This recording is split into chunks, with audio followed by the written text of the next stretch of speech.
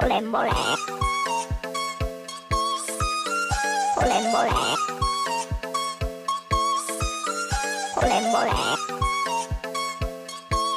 Hello, I'm Dan, And I'm Can. and this is a Pebble, Volembole. a mini episode brought to you weekly on every Friday by Mini M&Ms. What, you don't like mini M&Ms? They're all right. They're all right if they're in thing. I'm not just going to sit and eat a handful of mini M&Ms. Have you seen the TikTok? You remember the mini M&Ms come in that tube? Yeah. Well, people will take them tubes and they'll stick hot dogs in them instead. So someone goes to get it. Yeah, hot dog.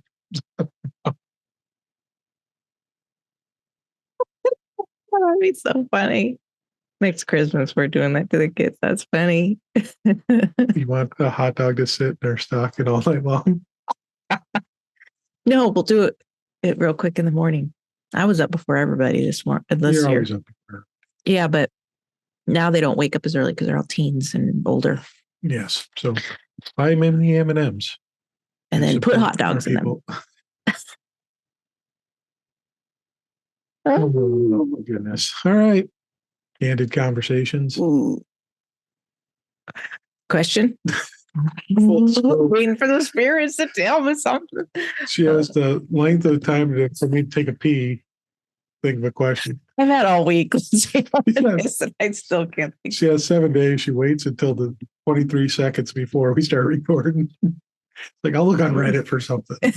And I mean, there's a question on here. Okay, let's just have this conversation. Candid conversations means I don't have to ask a question. I know we started that, but it's not about a question. It's about a conversation. Okay. So you.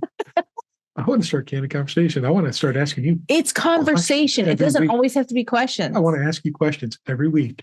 And then you walk me into it. It doesn't have to. It's like, organic. It changes. That sounds like a great program. And then you're like, I'm tired of this. I'm tired of it. It's conversations, Dan.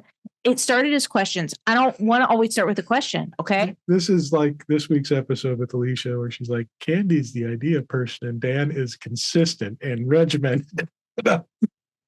This is just the playing out of that episode. See, it's proof that psychics work. Thank you for putting that finger over your lips. I forgot I'm being recorded. I'm not even watching it. Okay. I've got a question that it's from 4 years ago. Do you have a question now? I'm sorry. You didn't have to have all this fighting. My mind. Now I'm back to a question. I like it again. Holy shit. This is candid conversations because they're candid and I might change my mind and it's okay for a woman to change her mind, Dan. It's okay for anyone to change their mind. Yeah. But sometimes a woman doesn't get treated as the same when she changes her mind. It's true. It is true. Yes. I'm just looking around. Hopefully it looks like I'm looking at because I'm looking past you.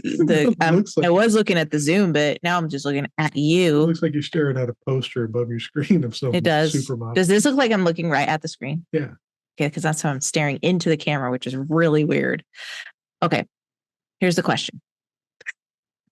What Bible story is your least favorite that you can recall, Dan? Because I'm curious as to how you would answer this. What's my least favorite? Or what's one that you really don't like? What do you mean by don't like? Your least favorite? Other ways I could say this. Is it one that I don't agree with the most? Well, I don't want to say the one that you hate the most because that's hard to think of. You might think of a different one later, but what's one you really don't like? One. Huh? Now you make me think of Bible stories. Well, you wanted me to ask questions. I know. This puts you to the test to see how good of a Christian was Dan. Why do I feel like I'm back in church again? Let's test Dan. I'm sitting in church. Does Dan even know? Let's look in the book of Esther for this one. I'm like, I don't have the tags on the end. You're like, I don't have a book of Esther. And I'm like, yeah, you do, idiot. I look over you, try to judge how thick. Or like the one time we went to a church where he tells us a verse that doesn't exist, but you magically happen to find it. And I'm like, that's not it. I didn't find the verse. I pointed out to you that verse doesn't exist. No, that's not how I recall. Holy shit. See these lies she's spreading about me? My goodness, I was a great Christian. You were a good Christian in deed, but did you read? That's Snoop. I What's wrong with you? don't know. It's funny. I think it's I just realized that I prefer Zoom now that we're just recording on Zoom and stuff. I really hate looking at myself, but now I've blocked it. I've got a website up, so I don't even see Zoom. So I don't know what I look like, but it's more enjoyable for me to not see my own self. Oh my goodness. Anyways, so if I go off the camera, you might want to tell me. Yeah, I don't think it's gonna matter. Like am I in the screen? Okay, go ahead. My least favorite Bible verse. I'm very curious. I don't know. What's one that you think is a good story? A good story. Did you have a okay, let me ask you this. Did you have a favorite Bible story? No, they were all. I have a favorite Bible story, and it's still my favorite Bible story. Yeah, I never really had a favorite. I mean, there might be a flavor of the day that I really wanted because it really fit my mood and fit my beliefs at the time. What was it? It depended on the day. I want to know one of them, Dan. Tell me a story. It'd be like it. Now the point is, do you know any of the stories? Lots of stories. Come on, What was your favorite? Oh, it's my weird. Tell me your story, Dan. Well, what was it? I'm trying to think of one where it'd be like I needed to prove a point, and I'd be like, "Oh, well, that verse says, that." Like when we were in the strict church and we were talking about this is, Christ died for your sins, and that's it. So that's my favorite verse because Christ died for your sins, and that's how we're going to live this, and blah blah blah. And I'd use that a lot. Dan, that's not a story. Or wives, submit to your husbands when I talk to you. That's not a story. These are verses. Tell me a fucking story right now. What is this? Your bedtime? You need to go to CP? Tell me a story. Tell me a story from the Bible. You could come up with one. Oh, where they collected all the foreskins of the Philistines. That's Why did they do it? to prove their loyalty to the king. No, that's not what happened. Pretty sure that's not the right story. I think you got some mixed around there. I think that might have been ears. I don't know. I don't think so, but I could be wrong too. The foreskin one I thought was when one of their sister was essayed. Oh, maybe. And then they went and they did that to all the men while they're sleeping. Well, here's one that I kind of recently have come to grow to dislike is the two travelers that entered into Sodom and Gomorrah. Mm-hmm. And the people came out because in Sodom, they were all sodomites. So they wanted to have their way with these gentlemen. And that was used to go against LGBTQ, which has nothing to do with LGBTQ, but has everything to do with power and force. Okay. So I actually like that we're doing this because it challenges me to reframe that story into something that's actually very good. Okay. All right. Work your magic. Okay. I'm interested now. Sodom and Gomorrah, if you read in later, you read why they were punished. It is not because of how they had sex or any of that. It's not, had nothing to do with that. You'll read it in, I don't remember, it's one of the smaller books of the prophets where it says it was because they were haughty and they didn't care for the poor. They were cruel to people, right? Mm-hmm. They were not hospitable. That was it. And they were flaunting their wealth. Mm-hmm. So that was the problem. That's why when those people went there, it was just it was something that people did in ancient times because to be a woman was the worst.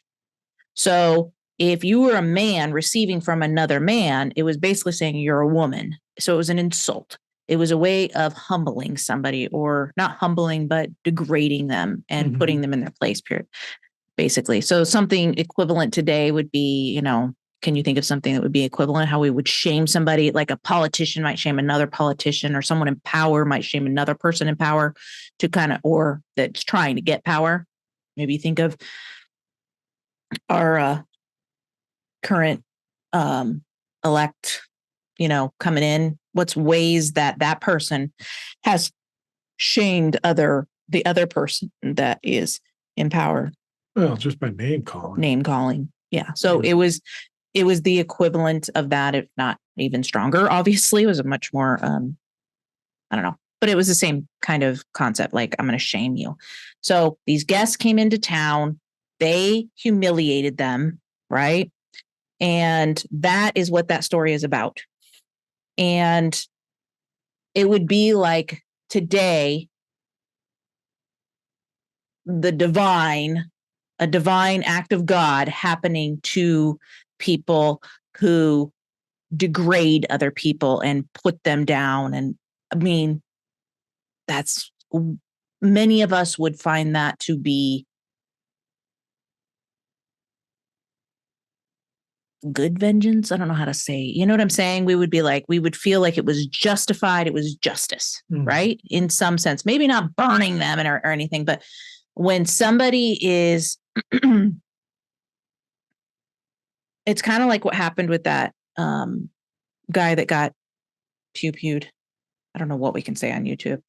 That guy that was killed, that was a insurance guy. Yeah. And you see how society kind of, a lot of people were like, well, they didn't really care about him. It was the message that it sent, right? Yeah. That's really what it was. It was a message of, this isn't good. This isn't right. And so that's what that story is about. Now, does that change it for you a little bit?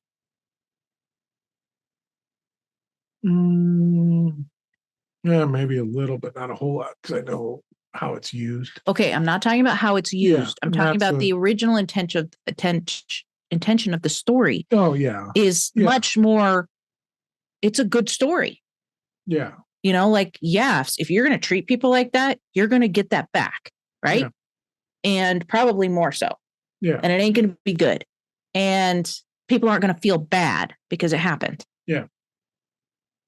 That's what that story is about. Now, the problem is that story has been taken and twisted by Christians, used as a weapon to hurt and a whole community of people. So I know it has a lot of baggage attached to it. And I don't knock anybody who doesn't like it. I agree. It has created a lot of, but it's not the story or the storyteller's fault. It is the readers that caused the problem. Yeah. And the interpreters and the translators and all of those that caused all that issue. But it came after the original story. So anyways. Trying to bend the Bible. I mean, you don't have to like believe it, but there is just so many good ways to look at there's different ways of looking at everything. Yeah. So I don't know, just kind of a fun way to see if I can take those stories and see if, because some of them probably you can't, like the idea of a God telling them to kill the children, the women, and take the women as their own if they hadn't been with a man. And it was just like property exchange. Like, to me, that was that patriarchal view. That was what those men wanted to do. And then they said, God told us to do this. That's how I view that. And maybe they thought their God had, I don't know, but that story is garbage. I don't think there's a way to, I don't know of a way, let's just say that, to look at that from a different perspective, but I'm sure there might be one. I don't know. Maybe we can find it. Maybe. So what is your favorite? My favorite Bible verse is the story of Jesus and the woman at the well. Oh, I really like that one because she was just like a nobody to everybody. And he sat down and talked to her. He kind of played with her a little bit by saying like, oh, if you knew who I was, you would ask me for a drink of water, because he said he was thirsty, and had this whole conversation with her. He never told her or shamed her for having 5 husbands, but he said, matter of fact, you have had 5 husbands and the guy you're living with isn't your husband. He wasn't judgy about it. She fled because the disciples came and noticed him. They did not like it. Him talking to a woman by himself, because she was a Samaritan woman too, which was considered like half Israelite, half half Sumerian. Sumerian. Yeah, I think so. And yeah, I guess so. I'm like, was it Sumerian? I don't know. My brain was like click, click, click, real slow. But yeah, like little hourglass for the shape of your forehead. oh man, I wish I could learn how to edit better. So I could put that hourglass right there. be like, "Da-da." Hamster in the wheel spinning. You done? Oh, you're not gonna want me to edit. Who am I kidding? You're never gonna watch it. What are you talking about? You're gonna watch our YouTube videos. Yeah, probably not. Yeah. So there we go. I don't like hearing my own voice. Maybe later. Not for a while. Anyways, yeah,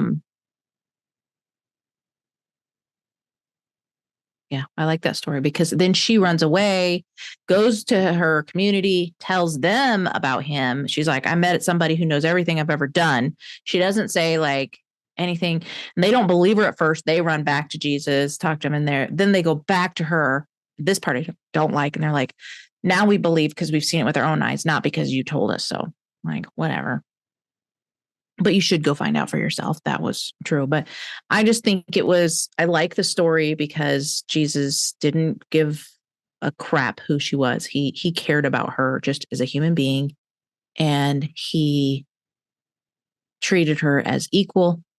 He didn't treat her as less than, even though his disciples wanted him to.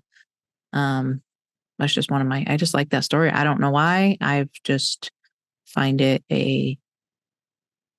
I like the stories with Jesus and women a lot of times, like when the woman touched the hem of his robe, and he turned around and he sensed it. You have another woman who washed his feet with her hair in her tears. The woman who was accused of adultery. There's a lot of women and Jesus stories. Mm-hmm. Martha and Mary. It's interesting, kind of a lot of stories of Jesus and women, and he didn't treat them as less than. I mean, he even listened to Martha. Like, Martha felt so comfortable around Jesus. Okay. People in Christianity, a lot of times they like get all googly eyed when their pastor, if they're in a big church, like their pastor, like he's some sort of God in some way. You know, we've been to churches or seen churches where they look at their pastor like that, right? The guy's on a pedestal. But Martha, when Jesus didn't come right away, when they told him Lazarus was dead, he waited like 2 days as Lazarus is in this tomb. Mm-hmm. And she's like, the body's going to stink now. If you would have come earlier. And she felt comfortable enough to talk like that to Jesus. Yeah. Like, you should have done this. And he doesn't get mad at her. He doesn't shove her into her place. Can you imagine some of these pastors, how they would act towards a woman saying like that to me? You should have done this, pastor. No, that ain't going to fly. They would take it with a grain of salt and be like, oh, interesting. Let me reflect on that, my child. Or like his mom, his very first miracle, where she's like, hey, turn the wine, like make a good wine. They're almost out of wine. And he's like, what am I supposed to do? And she's like, she just gets up and she knows he's going to listen to her request, whatever. He's going to take what she said. And she's like, tells the people, like, do whatever he tells you to do. Because she knew he would listen to her. Mm. And that's so different from evangelical Christianity's way of relating with women. Yeah. So anyways, that's all Candy's got for you tonight. That's all I got. Jesus, a man of the women. There's the title. A book for Candy. Jesus. A book by Candy. Jesus loved the ladies. That's all we got to say. All right. So, no lightning bolts down from that one. So we're good. All right. Well, folks, thanks for listening. Remember, 5 stars, 5 stars only. 4 stars means that you don't love the ladies like Jesus loved the ladies. 5 stars, you love the ladies. And the ladies love you. Candycan.com. All your stuff that you need that's related to anything that we do is on danandcan.com, including this podcast, links to YouTube, links to Candy's podcast, blogs, hypnotherapy sessions, all there. So go to danandcan.com. Listen to the Transform Life podcast. We're going through the 12 universal spiritual laws, testing them, she said. treating it like a science experiment. So join me. Join her as we go through. Other than that, remember to listen to us. Because we know some shit. Bye. Bye.